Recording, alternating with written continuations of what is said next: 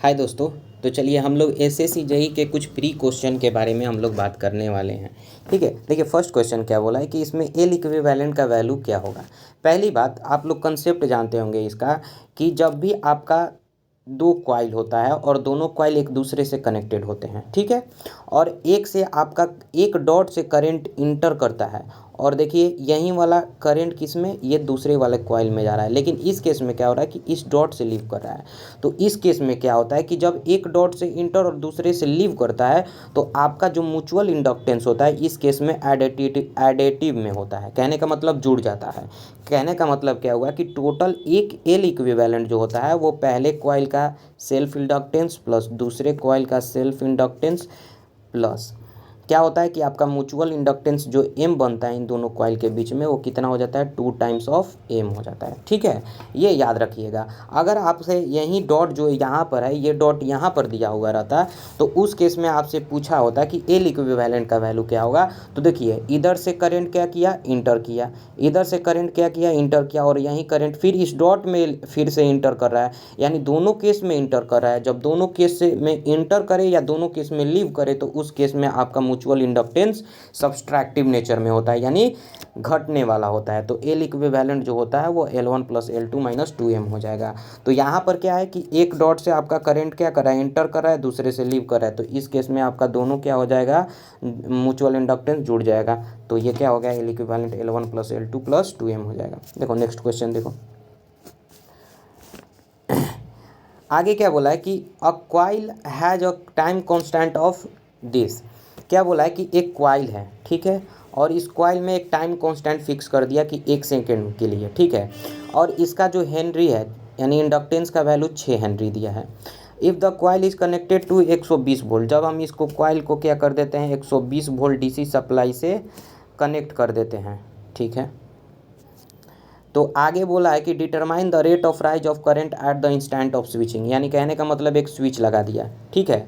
अब बोल रहा है कि मैंने क्या किया, इसको स्विच को क्लोज किया है 1 सेकेंड के लिए। तो इस 1 सेकेंड में आपको बताना है कि कितना करंट इस कॉइल के क्रॉस एक कॉइल के थ्रू राइज हुआ होगा, आपको ये बताना है। तो टाइम कांस्टेंट के बताओ, जब इंडक्टिव कॉइल है तो इंडक्टिव कॉइल के केस में टाइम कांस्टेंट क्या होता है, L/R होता है। यहाँ पर देखो R का वैल्यू हम निकाल लेते हैं, तो कैसे होगा, तो 6 हेनरी दिया हुआ है, एल का टाइम का दिया है 1, यानी 1 सेकेंड में रजिस्टेंस का वैल्यू कितना है, 6 ओम हुआ। बात क्लियर हुआ, आया समझ। चलो ये बात क्लियर हुआ तो अब ध्यान दो।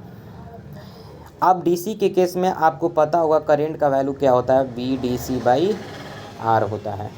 डीसी का वैल्यू कितना है, 120 है। आर का वैल्यू अभी आया 6, तो कितना कट के आ गया, 20, यानी 20 एम्पियर पर सेकेंड, यानी 1 सेकेंड में आपका करंट एक कॉइल के क्रॉस कितना राइज किया होगा, तो 20 एम्पियर किया होगा, यानी ऑप्शन कौन सा हो जाएगा, सेकेंड। चलिए नेक्स्ट क्वेश्चन देखो।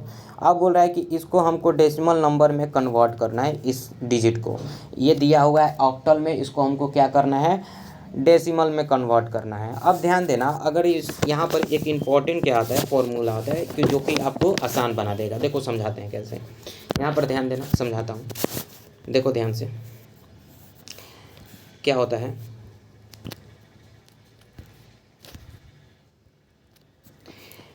आपका कोई भी अगर मान के चलिए यहाँ पर कोई भी अगर एथी दे दे और उसको बोले कि आप इसको मान के चलिए आर इसका क्या है, बेस है। अब बेस में कोई भी हो सकता है, ऑक्टल हो सकता है, हेक्सा होता है, कोई भी हो सकता है, ठीक है, बाइनरी भी हो सकता है। अब इसको बोलेगा कि आप इसको डेसिमल में चेंज करें, तो उस केस में हम लोग क्या करने वाले हैं, ध्यान दो। जब उस केस में क्या करेंगे, तो उस केस में हम लोग क्या करेंगे, उस केस में क्या करेंगे, तो एक फॉर्मूला होता है, आप इसको याद रख लीजिए। जैसे कि मान के चलिए आपको दे दिया होगा कि आपका दिया होगा R1 है, R2 है, इस प्रकार से आपका दिया है R3 R4, इस प्रकार से चलते जाएगा, ठीक है, R3, ठीक है, इस प्रकार से डिजिट आपका चला जाएगा। और यहाँ पर मान के चलिए R इसका बेस है, मतलब यहाँ पर क्या हो जाएगा, अगर मान के चलिए R बेस है, अगर बाइनरी होगा तो कितना होगा, 2 होगा, और ऑक्टल होगा तो कितना होगा, 8 होगा। समझ में आया, इसी प्रकार से होगा, ठीक है। तो इसको बोल दे डेसिमल में चेंज करने के लिए, तो इसको हमको डेसिमल में चेंज करना होगा, तो कैसे लिखेंगे, ध्यान से लिखना। अगर मुझे इसको डेसिमल में लिखना होगा तो कैसे लिखेंगे, तो पहले हमको क्या लेना, R3 डिजिट को लिखना है, ठीक है, ध्यान देना। पहले हमको क्या करना है, R3 डिजिट। उससे भी पहले एक और ध्यान देना कि ये R1 है तो इसको ऊपर ऊपर मार्किंग कर देना है। R1 है तो 1 है तो 0 लिखना, 2 है तो 1 लिखना, 3 है तो 2 लिखना है, ठीक है। ये फॉर्मूला होता है, समझा रहा हूँ मैं। तो अब कैसे, अब हम इसको क्या करेंगे, डेसिमल में चेंज करेंगे। तो R3 डिजिट लिखना, R3 डिजिट लिखिए, क्रॉस मल्टीप्लिकेशन करो। ये R बेस है, यानी मान के चलो आपका बेस 2 रहता तो 2 यहाँ पर लिखेंगे, अगर R है तो R लिखेंगे, तो R लिखेंगे, ठीक है। अब R3 के ऊपर कितना नंबर दिए है तो 2, तो इसको 2 का स्क्वायर कर देना है, प्लस फिर वहीं आगे परफॉर्मेंस करना है। जैसे कि R2 है तो R2 लिखा हम लोगों ने, प्लस में करके R2, फिर R बेस है तो R बेस लिखा मल्टीप्लिकेशन में। इसके ऊपर कितना है, 1 पावर है तो 1, फिर उसी प्रकार R1 लिखेंगे, R1, फिर इसके बेस से मल्टीप्लाइड करेंगे तो बेस कितना है R, और इसके पावर में 0 है तो 0 कर देंगे इसके पावर में। बात समझ में आया, ये करना होता है। अब इतना आप प्रोसेस अगर कर लोगे तो ये क्वेश्चन ईजी बन गया। तो देखो इसको आगे मैं बता रहा हूँ कैसे, ध्यान देना, आगे मैं बता रहा हूँ। अभी मैंने बताया फॉर्मूला ध्यान में है सबको, फॉर्मूला ध्यान में रखना है, ठीक है। चलो देखो कैसे, मैंने क्या बताया था, 2 डिजिट है तो मैं इसको मान लेता हूँ R1, इसको मान लेता हूँ R2, और यहाँ पर R हमारा बेस जो है कितना है, 8 है ना जी। तो हमको क्या चाहिए, डेसिमल में चाहिए, इसको डेसिमल में कन्वर्ट करना है। तो क्या लिखेंगे, R2 लिखेंगे। तो R2 की जगह कितना है, R2 की जगह कितना है, तो आपके R2 की जगह 2 है, 2 हो गया, गुना बेस कितना है तो 8 है, 8 के पावर कितना लिखेंगे, तो यहाँ पर देखो R1 लिखे तो R1 के पावर में 0, यहाँ पर R2 के पावर में 1, तो R2 के पावर में कितना है 1, तो 8 के पावर 1 हो जाएगा, प्लस दूसरा डिजिट क्या है 3 है, तो R1 के जगह क्या लिखेंगे 3, तो 3 लिखें, गुना बेस कितना है 8 है जी, उसके ऊपर में पावर कितना है 0, तो 0, चलो 8 दूना 16 हो जाएगा, और किसी के पावर में 0 तो 1 होता है, तो 3 गुना 1 प्लस 3, 3 गुना 1 गुना 3, चलो तो 16 3 19, यानी इसका आंसर कितना हो जाएगा 19। और ये किस फॉर्म में होगा, डेसिमल के फॉर्म में होगा। समझ में आया सबको। चलो नेक्स्ट क्वेश्चन देखो, नेक्स्ट क्वेश्चन देखना।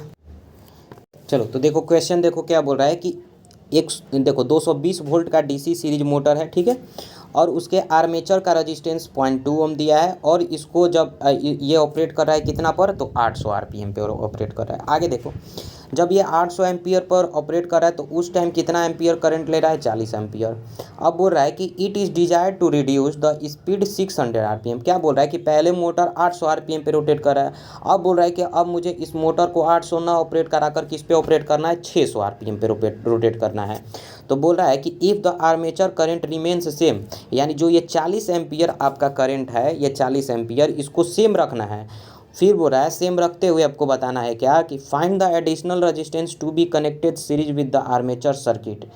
अगर आप बताइए, अगर आप क्या कीजिएगा, अगर इस आप स्पीड को कम कीजिएगा तो आपका वोल्टेज का वैल्यू ईएमएफ जो इंड्यूस होगा टर्मिनल के अक्रॉस, जो आर्मेचर टर्मिनल्स होगा इसके अक्रॉस जो होगा आपका इंड्यूस्ड ईएमएफ ईबी होगा चाहे ईए होगा, ये क्या होगा, कम होगा कि बेसी होगा।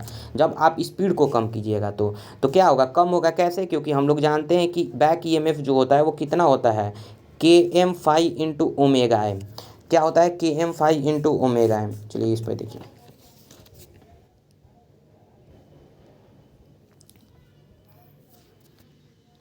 देखिए यहाँ पर देखें, ध्यान दीजिए, यहाँ पर क्या होता है, हम लोग जानते हैं क्या कि ईबी जो होता है, ईबी क्या होता है, KM5M इंटू ओमेगा एम। यानी यहाँ पर ये फ्लक्स होता है, ये स्पीड होता है, और ये क्या होता है, मशीन कांस्टेंट होता है, ठीक है। और ईबी बैक ईएमएफ होता है। यानी ईबी जो बैक ईएमएफ हो किस पे डिपेंड कर रहा है, स्पीड पे डिपेंड कर रहा है। किस पे डिपेंड कर रहा है, स्पीड पे डिपेंड कर रहा है। अब यहाँ पर फाइव क्या हो जाएगा, आपका कांस्टेंट चल जाएगा। क्यों चल जाएगा, क्योंकि इसी के सीरीज में, अब सीरीज मोटर है तो ऑब्वियस बात है फील्ड वाइंडिंग भी सीरीज में। अब फील्ड वाइंडिंग सीरीज में भी, तो फील्ड वाइंडिंग से जो आर्मेचर करंट होगा वहीं आर्मेचर करंट आपका फील्ड करंट होगा। तो उस कंडीशन में अगर आप 40 एम्पियर को कांस्टेंट रख रहे हैं तो फ्लक्स भी क्या हो जाएगा, कांस्टेंट। यानी ईबी डायरेक्टली प्रोपोर्शनल टू क्या हो जाएगा, ओमेगा एम। तो EB1 बराबर हम लोग ओमेगा 1 m लिख सकते हैं, और EB2 बटा में ओमेगा M2 लिख सकते हैं कि नहीं लिख सकते हैं। चलो तो अब इस केस में हमको चाहिए क्या, EB1 का वैल्यू दिया हुआ है, ध्यान देना कैसे दिया हुआ है, तो ध्यान दो यहाँ पे। अगर EB1 का वैल्यू कैलकुलेट करना चाहें तो कितना होगा, तो आपका टर्मिनल वोल्टेज है जी, तो आपने यहाँ से सप्लाई दिया, कितना दिया 220 वोल्ट का, ठीक है। हमको चाहिए EB1, तो EB1 कितना हो जाएगा, तो 220 माइनस IA इंटू R1, तो IA कितना फ्लो हो रहा है, तो 40 फ्लो हो रहा है, R1 कितना है 0.2 है, ठीक है। तो 220 माइनस यहाँ पर देखो ये कितना हो जाएगा, 4 दूना 8 हो जाएगा, तो 8 यानी 212 वोल्ट आपका क्या हो गया EB। अब EB1 हो गया, तो EB1 का वैल्यू 212 वोल्ट बटा में EB2 बराबर ओमेगा 1 कितना हो जाएगा 800 RPM बटा में दूसरा कितना पर हमको करना है 600 RPM पे। इसको देखो EB2 कैलकुलेट कर लो, तो EB2 कैलकुलेट करोगे तो 10 से 10 कट गया, 2 चौका 8, 2 तियां 6। जब इसको मल्टीप्लिकेशन और डिवीज़न करोगे यहाँ पे, जब इसको इधर ले जाओ, इसको इधर ले जाओ, तो ये क्या लिखोगे 4 4 5 20 4 तिहाई 12, यानी कितना आ जाएगा 3 तिहाई 9 5 तिहाई 15, यानी 159 वोल्ट।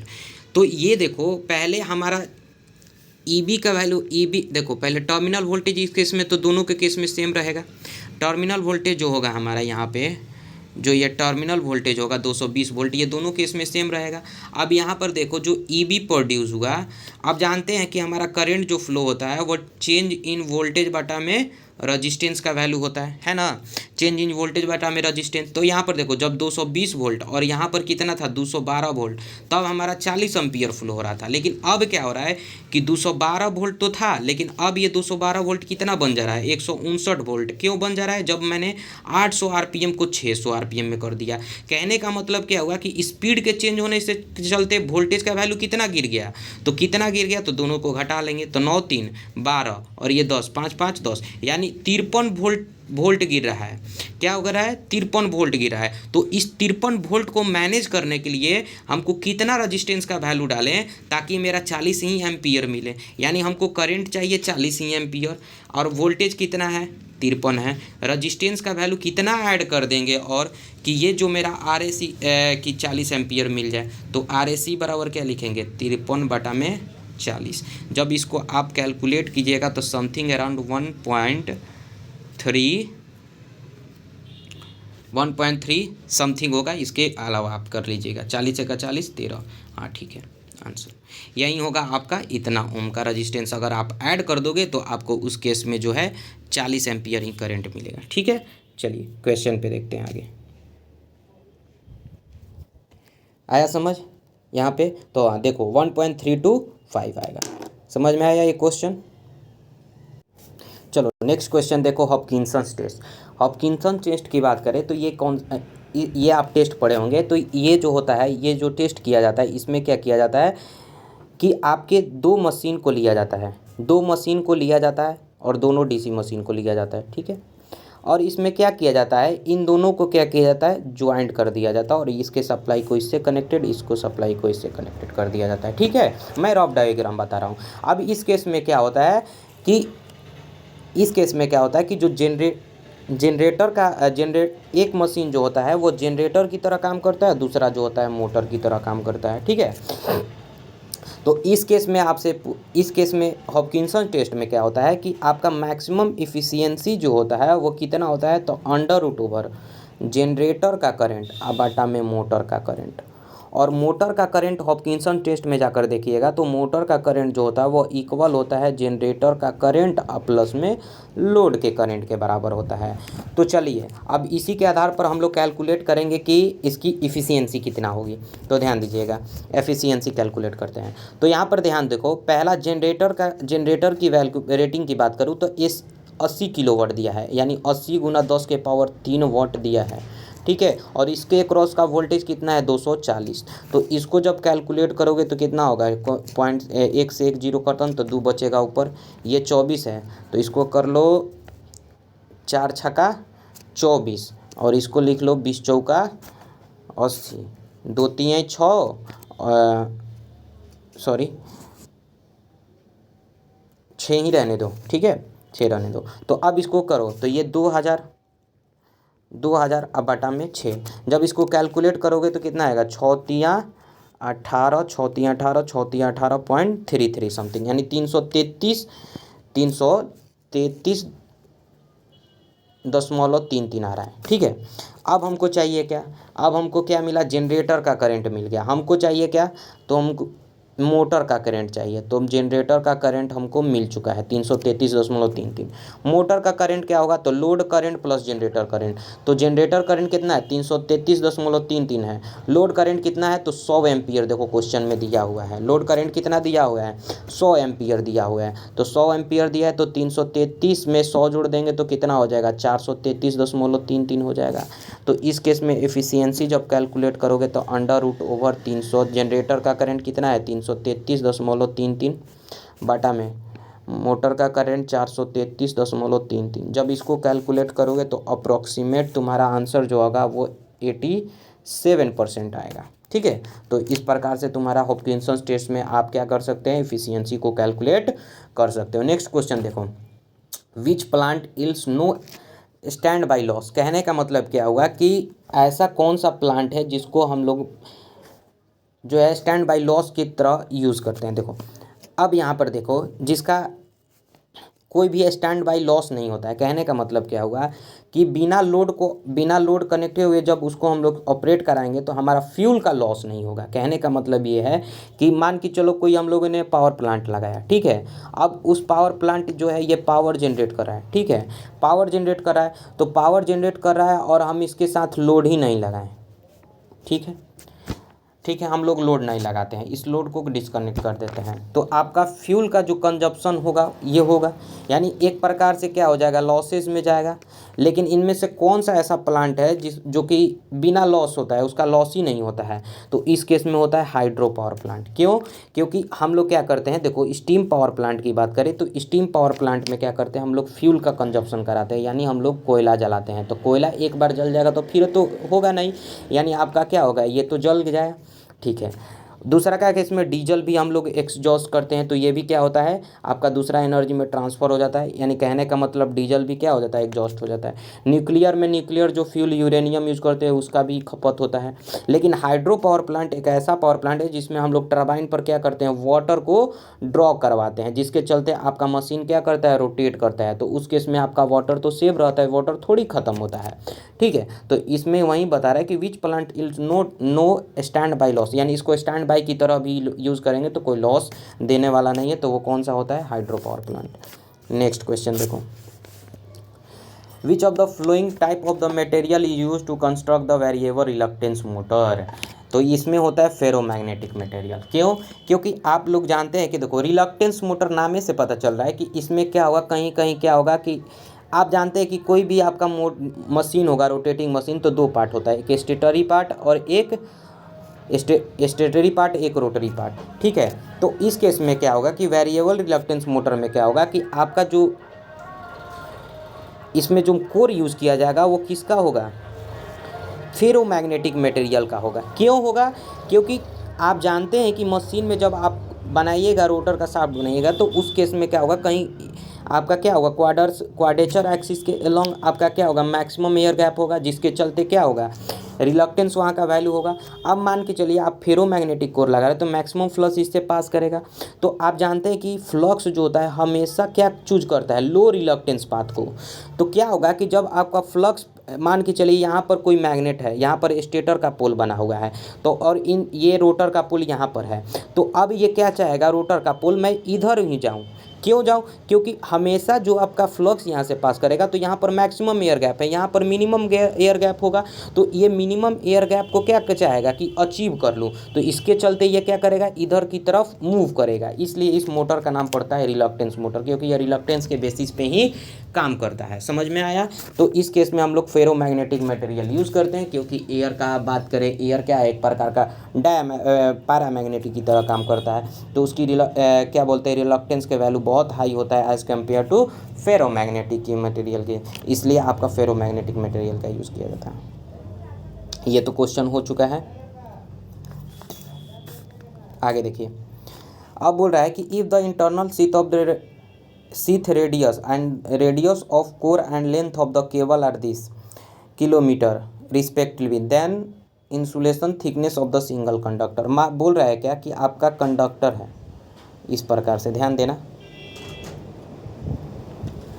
कंडक्टर कुछ इस प्रकार से होता है जी, ठीक है, इस प्रकार से होता है। क्या हो रहा है कि इंटरनल शीथ दिया है, यानी इंटरनल शीथ कहने का मतलब ये जो इंसुलेशन आपने लगाया है, इस इंसुलेशन का वैल्यू दिया हुआ है, ठीक है, और इसके दोनों डायमीटर का वैल्यू इस प्रकार से दिया है। देखो कैसे, क्या हो रहा है कि the internal sheath of the, ये कोर है जी, ठीक है, ये केबल है, ठीक है, तो internal sheath radius and radius of the core and the length of the cable 2.4 centimetre और 1.3 सेंटीमीटर, ठीक है, एंड 1 किलोमीटर लॉन्ग, यानी ये जो केबल है 1 किलोमीटर तक क्या है, लंबा है, और यहाँ से यहाँ तक का जो रेडियस का वैल्यू है वो कितना है, 1.3 सेंटीमीटर है, और ये जो बाहरी वाला रेडियस है वो कितना कह रहा है, 2.4 सेंटीमीटर कह रहा है, ठीक है। तो आपको बताना क्या है इस केस में, इस केस में आपको क्या बताना है कि आपका सिंगल जो कंडक्टर है, क्या बताना है कि then the insulation thickness of the single conductor, यानी इसका जो है ये वाला जो पार्ट है ये आपको बताना है। तो ये कितना था जी, 2.4 था, ये कितना था, 1.3, तो आपको ये वाला कितना होगा, तो ये बड़ा वाला में छोटा घटा दोगे तो ये बच जाएगा, तो ये आर थिकनेस का वैल्यू कितना हो जाएगा, 2.4 माइनस 1.3, नथिंग बट 1.1, ये आपका होगा, ठीक है, ध्यान रखना। नेक्स्ट क्वेश्चन देखो, चलो नेक्स्ट क्वेश्चन देखो कि बोला है कि क्या है कि एक कॉइल है जिसका टर्न्स का वैल्यू कितना है, 100 है, 100 टर्न्स दिया हुआ है, एंगुलर स्पीड दिया हुआ है, मैग्नेटिक फील्ड डेंसिटी दिया है, उसके बाद उसका एरिया दिया है उस कॉइल का, फिर उसमें बोला है कि इस कॉइल को अगर हम 30 डिग्री रोटेट करवा दें तो आप बताइए जीरो पोजीशन से जब 30 डिग्री कॉइल को अगर रोटेट कराएंगे, मान के चलो ये कॉइल ऐसे था, अब इसको हम 30 डिग्री कॉइल ऐसे रोटेट करवा दें तो उस पोजीशन में आपका जो कॉइल के अंतर्गत ईएमएफ इंड्यूस होगा वो कितना होगा, हमको ये बताना है। चलो देखो, देखो यहाँ से देखो, देखो यहाँ पे, अब ये बताओ, तुम लोगों ने पढ़ा होगा जी, यहाँ पे देखना, तुम लोगों ने पढ़ा होगा, क्या पढ़ा होगा कि तुम लोग हमेशा पढ़ते हो, ट्रांसफार्मर में भी, हर एक मशीन में भी पढ़ते हो कि आपका ईएमएफ से फ्लक्स जो होता है वो 90 डिग्री से क्या करता है, लीड करता है, लीड करता है, या फिर बोलो फ्लक्स से ईएमएफ 90 डिग्री से क्या करता है, लैग करता है। कहने का मतलब क्या हुआ,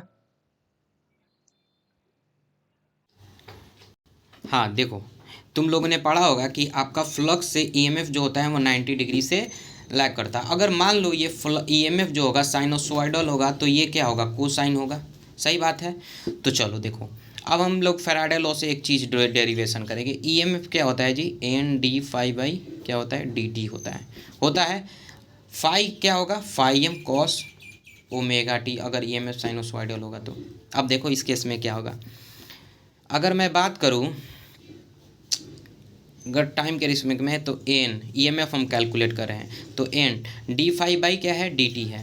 तो अगर फाई एम क्या है, कांस्टेंट है जी, कॉस ओमेगा टी को जब कैलकुलेट करोगे तो ओमेगा बाहर आएगा और साइन ओमेगा टी होगा जी।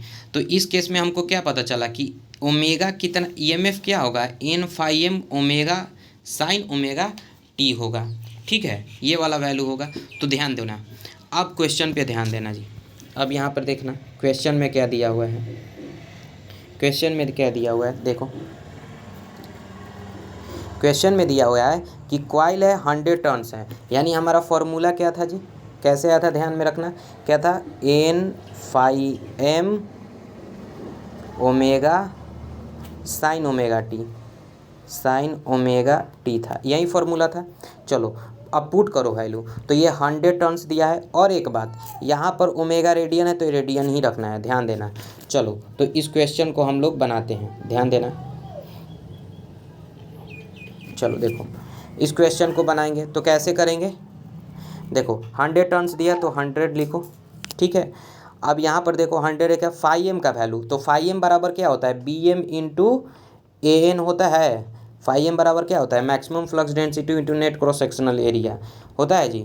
चलो तो यही वैल्यू पुट करेंगे तो 100 टर्न्स हो गया, फाई एम का वैल्यू पुट कर दो तो बी एम का वैल्यू पुट कर दो तो 0.05 हो जाएगा टेस्ला। उसके बाद एरिया कितना हो जाएगा, देखो सेंटीमीटर में है तो इसको मीटर में चेंज करना होगा, तो 10⁻⁻⁴ हो जाएगा। अब बोल रहा है क्या आगे 30 डिग्री डिफ्लेक्शन, तो साइन ओमेगा टी के जगह कितना दिया है 30 डिग्री दिया है, और उससे भी पहले ओमेगा का वैल्यू कितना दिया है तो 50 रेडियन, तो 50 पाई रेडियन पर सेकेंड दिया है। ठीक है, और लास्ट में क्या है साइन 30 का वैल्यू कितना होता है 1/2। इतना का वैल्यू कैलकुलेट करोगे तो तुम्हारा ओवरऑल जो आंसर आएगा, यहाँ से देख भी लो, 100 से 100 से 0.05 करोगे तो 5 बचेगा यहाँ पर, और ये कितना हो गया 5 बचा। ठीक है, अब आगे देखना।